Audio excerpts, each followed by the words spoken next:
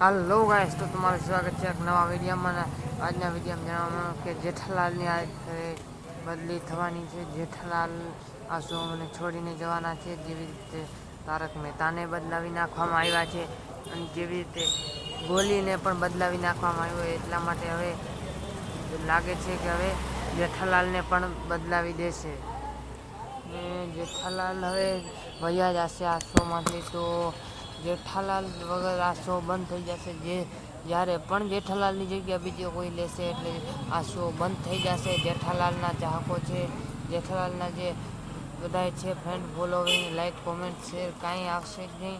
જેઠાલાલ નહીં હોય તો જેઠાલાલ ઇમ્પોર્ટન્ટ આદમી છે.